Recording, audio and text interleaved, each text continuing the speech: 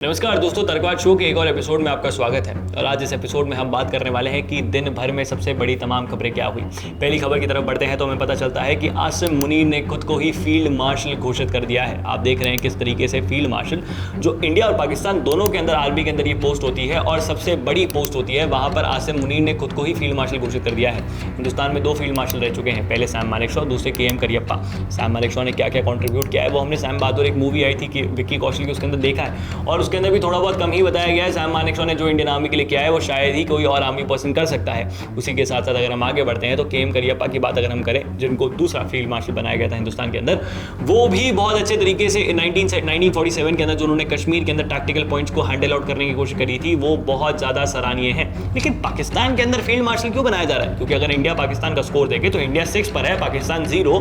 पाकिस्तान ने आज तक एक जंग जीती नहीं है, लेकिन वहां पर आसिम मुनीर ने खुद को फील्ड मार्शल बना दिया है। क्यों? क्योंकि नैरेटिव को काउंटर करना है। आसिम मुनीर से पहले पाकिस्तान के जो फील्ड मार्शल थे वो थे अयूब खान, जिन्होंने 65 की जंग में भारत से हारे थे, बहुत बुरी तरीके से आ रहे थे, लेकिन खुद को फील्ड मार्शल बना रखा था। वैसे ही आसिम मुनीर ने भी अब खुद को फील्ड मार्शल बना दिया है। क्यों? क्योंकि आप जो पाकिस्तानी आवाम है उसके सामने जो है थोड़ा बहुत दिखाना है ना कि भाई हम जीते हैं, पोस्टर लगा दिए हैं, फील्ड मार्शल खुद को बना दिया है, खुद का टेन्योर बढ़ा दिया है। अब क्या है, अब तख्ता पलट होना बाकी है, क्योंकि जब अयूब खान फील्ड मार्शल थे तो उन्होंने भी तख्ता पलट कर दिया था।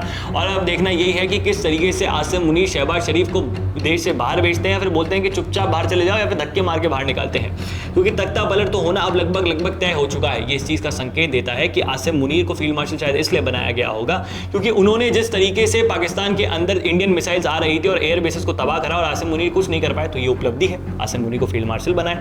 आसिम मुनीर जाके बंकर में छुप गए थे क्योंकि इंडियन मिसाइल्स पाकिस्तान के अंदर एयर बेसेस को तबाह कर रही थी, एयर डिफेंस सिस्टम को तबाह कर रही थी, टैक्टिकल पॉइंट्स को तबाह कर रही थी, मिलिट्री बेसेस को तबाह कर रही थी, जो आतंकवादियों के जो बेस कैंप्स है उनको तबाह कर रही थी। तो आसिम मुनीर डर गए, जाके बंकर के अंदर छुप गए।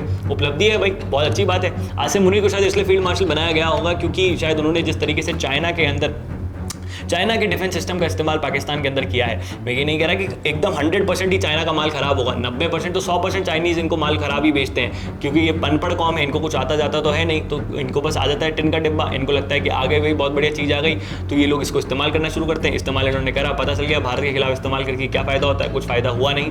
तो आसिम मुनीर को शायद इसलिए फील्ड मार्शल बनाया गया होगा क्योंकि इनको वेपन्स बहुत अच्छे तरीके से इस्तेमाल और चेक करना आते हैं, या फिर इसलिए शायद चाइनीज़ ने भी deputy prime minister of the Pakistan को चाइना बुलाया है। स्वागत के नाम पर कुछ नहीं किया गया, उनको चाइना से इसलिए ही बुलाया गया है क्योंकि चाइनीज अब उनसे पूछेंगे, बोलेंगे बेटा बताओ कि क्या खबर है, क्यों नहीं चले हमारे वेपन्स, क्यों नहीं चला? क्योंकि भाई अब पापा को पाकिस्तान का असली पापा तो चाइना ही है इस पॉइंट ऑफ टाइम पे देखा जाए तो, क्योंकि वही तो उसको पाल पोस रहा है। तो चाइना पूछेगा भी, क्योंकि अब जल्द आप देखिएगा शहबाज शरीफ भी चाइना जाएंगे, क्योंकि भाई अफगानिस्तान चाइना चाइना पाकिस्तान की एक मीटिंग भी होने वाली है, उसके अंदर शहबाज शरीफ भी पाकिस्तान चाइना जाएंगे। आसिम मुनीर तो फील्ड मार्शल बन ही चुके हैं, अब उनको भीख मांगने के अंदर एक अव्वल दर्जे का वो दिया जाएगा कि भाई अब उनका कटोरा थोड़ा बड़ा कर देंगे क्योंकि वो फील्ड मार्शल बन चुके हैं। खैर, आसिम मुनीर की कहानी अगर यहाँ पर हम खत्म करते हैं तो आगे बढ़ते हैं तो हमें पता चलता है कि लश्कर तैयबा का एक को फाउंडर, इसका नाम है आमिर हमजा, उसको अननोन गनमैन जो है मारने के लिए जाता है, लेकिन वो किसी कारणवश बच जाता है और बचने की वजह से उसके जितने भी जो लश्कर तैयबा के जो उसके आसपास के लोग होते हैं, जो चिंटर पिंटर होते हैं और जो टॉप लीडरशिप होती है, जो लॉबी होती है, वो घबरा सी जाती है। उसको हॉस्पिटल में एडमिट कर लिया जाता है, पूरे हॉस्पिटल को सील कर दिया जाता है। लेकिन कमाल की बात ये होती है कि वो जो टॉप लॉबी होती है वो एक टेलीग्राम ग्रुप प्रो लश्कर के ऊपर मैसेज डाल के बोलती है कि अभी हमारा बुरा वक्त चल रहा है, अभी हमें थोड़ा संभल के रहने की जरूरत है, आपको घबराना नहीं है। ये जो साहब है हमारे आमिर हमजा, ये अभी तक तो सही है, लेकिन कब तक सही रहेंगे? हमारे कार्तिक चौधरी जब ये खबर हमें बता रहे थे, उन्होंने कहना था कि शायद अननोन गनमैन को इंटर्न को हायर कर लिया होगा, इसलिए निशाना थोड़ा चूक गया। अगली बार अननोन गनमैन जो है प्रॉपरली जाए और खुद ही जाके वहां पर निशाना लगा कर आए, तभी मजा है। हमें तो आदत पड़ गई थी सेलिब्रेट करने की, आपने चलिए ठीक है, ये भी एक अच्छा तरीका है कि भाई आपको पता है कि वो कहाँ रहता है, क्या सब चीज़ है। अगली बार तो 100% इराडिकेट आप उसको कर ही देंगे, लेकिन प्लीज़ कर ही दीजिएगा। अगर हम आगे बढ़ते हैं खबरों के सिलसिले के अंदर तो हमें पता चलता है कि अफगानिस्तान ने भी पाकिस्तान के लिए पानी को लेकर मुसीबतें बढ़ा दी है। कैसे? भारत ने इंडस वाटर ट्रीटी को सस्पेंड कर दिया था पहलगाम के बाद। उसके बाद अब पाकिस्तान के पंजाब और सिंध प्रोविंस के अंदर पानी बहुत ही कम जा रहा है, जा भी रहा है तो उनको पता नहीं कितना आ रहा है, तो बाढ़ जैसी सिचुएशन क्रिएट आउट हो जाती है। भारत बिल्कुल भी सहयोग नहीं कर रहा है, क्योंकि भारत का कहना यही है कि खून और पानी एक साथ नहीं बहेगा। और सेम चीज़ अब अफगानिस्तान से आई है कि वहाँ के जनरल ने, उनके जनरल का नाम है मुबिन, उन्होंने ये चीज़ कही है कि भाई हमारा जो पानी है वो खून और पानी एक साथ नहीं बह सकते, एक ही जगह पे खून और पानी नहीं बह सकते। ये सेम चीज़ लगभग सेम सेम स्टेटमेंट उन्होंने भी कहा है, और उन्होंने कहा है कि काबुल रिवर के ऊपर वो डैम बना देंगे। अभी जो काबुल रिवर है इसका अगर आप ट्रेजेक्टरी फॉलो करेंगे तो खैबर पख्तून होते हुए सिंध ही आती है, और वो सिंध के लोगों, सिंध के अंदर फार्मिंग बहुत अच्छी चलती है, खैबर पख्तून वाले भी बेचारे वहाँ पर रेबल ग्रुप बहुत ज़्यादा है। तो अगर ये डैम क्रिएट आउट वहाँ पर क्यूरेट हो जाता है, बन जाता है, कंस्ट्रक्ट हो जाता है, तो ये कहीं ना कहीं पाकिस्तान के लिए और मुसीबतें बढ़ाता चला जाएगा। और जैसे जैसे पाकिस्तान के लिए मुसीबतें बढ़ती चली जाएंगी तो पाकिस्तान के अंदर सिविल वॉर की सिचुएशन वैसे ही बहुत ज़्यादा पीक पर है, रेबल ग्रुप्स को और ताकत मिल जाएगी, जनता और विद्रोह पे चली जाएगी, और हमारे फील्ड मार्शल सल्यूट टू, क्या नाम है इसका, आसिम मुनीर, बहुत मजा आएगा। फिर देखा जाएगा कितनी फील्ड मार्शल इन्होंने, कितनी फील्ड मार्शल इनको आता है, किस तरीके से फील्ड मार्शल बन सकते हैं, क्योंकि ये चीज़ कहीं ना कहीं दर्शाती है कि पाकिस्तान इतना ज़्यादा इनकॉम्पिटेंट देश है, इतना ज़्यादा बर्बाद देश है, इस धरती पर एक बोझ की तरह है, और एक एक पाकिस्तानी उठकर आए ना, पाकिस्तानी एक ग्रुप बना है, प्रॉपर्ली कम्युनिटी क्यूरेट करें, 100 पाकिस्तानी एक साथ आते हैं, बोलते हैं कि भाई हमें सरकार के खिलाफ विद्रोह करना है, आर्मी के खिलाफ विद्रोह करना है, इमरान खान को देश से, जेल से बाहर निकालना है, करे, नहीं करना चाहते हैं, पाकिस्तानी कोई नहीं करना चाहता। जो बलूच भाई बहनों को सपोर्ट करे, खैबर पख्तून के अंदर जो तहरीक तालिबान पाकिस्तान है, जो वहाँ पर रेबल ग्रुप्स हैं उनको सपोर्ट करें, पाकिस्तान को ख़त्म करें, लेकिन कोई सपोर्ट करने के लिए आगे ही नहीं आ रहा है।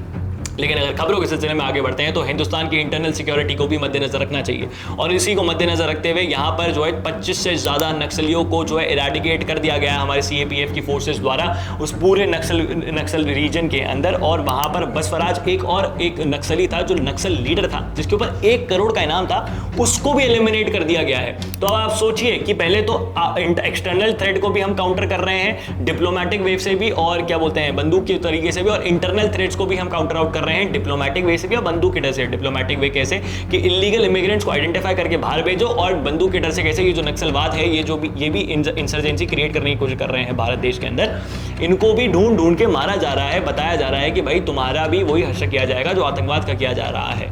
प्रॉपरली उसी तरीके से इनको ट्रीट किया जा रहा है। वर्ल्ड लेवल पे एक मैसेज पोर्ट्रे आउट किया जा रहा है कि India doesn't tolerate nonsense at all.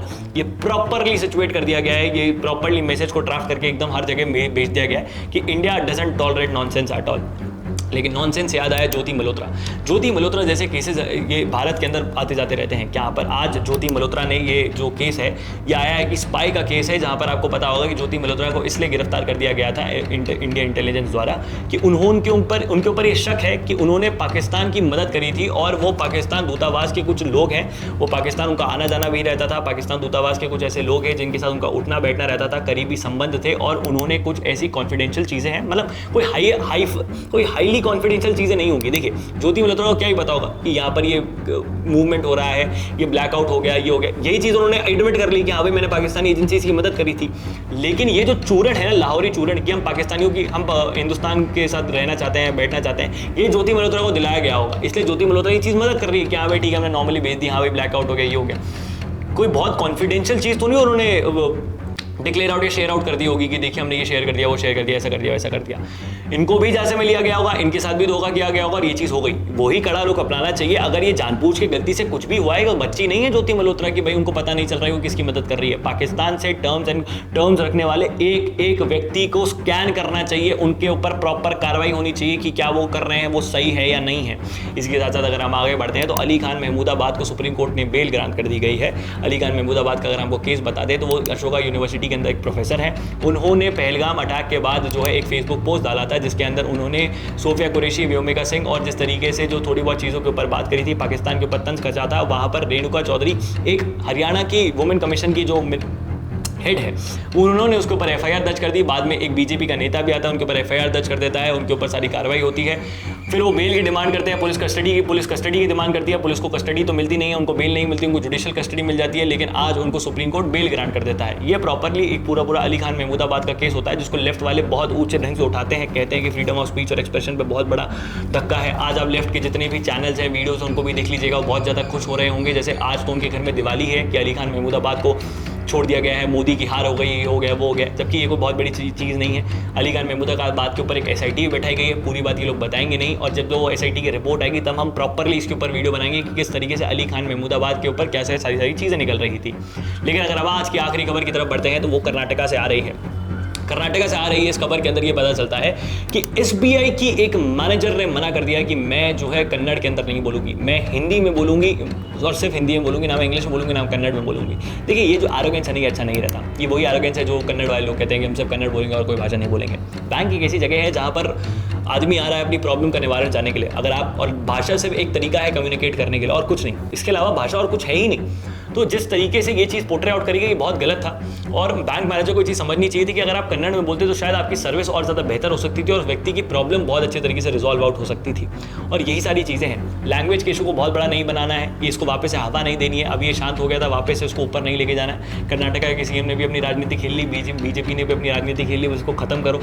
आप लोग समझदार बनिए। इन नेताओं का तो काम ही ये है कि ये जनता के बीच में आकर खुद के पॉलिटिकल एजेंडा को पुश फॉरवर्ड करें और आपको एक नैरेटिव वॉरफेयर के अंदर अटका दे और आपको सोचने में मजबूर करते हैं। लेकिन आप अपनी सोच का इस्तेमाल कीजिएगा। इस देश को नॉर्थ साउथ करने की कोई ज़रूरत नहीं है, कन्नड़ा वर्सेस हिंदी, तमिल वर्सेस हिंदी करने की कोई ज़रूरत नहीं है। भाषा सिर्फ एक माध्यम है खुद के विचारों को सामने वाले तक पहुंचाने का। अभी मैं हिंदी में बोल रहा हूँ, I can speak in English too. अगर मुझे और कोई भाषा भी आती है बहुत अच्छे तरीके से तो मैं उसके अंदर भी वीडियो बनाकर आपको बताता। भाषा सिर्फ और सिर्फ एक तरीका है अपने विचारों को समाज तक पहुँचाने का, जगत का कल्याण करने का। बाकी आप लोगों की इसके ऊपर क्या राय है नीचे कॉमेंट बॉक्स में लिख के बताइएगा। इस वीडियो को शेयर करें, ज़्यादा लोगों तक पहुँचाएं। जय हिंद, जय भारत, भारत माता की जय। हाँ, पानी बचाएं।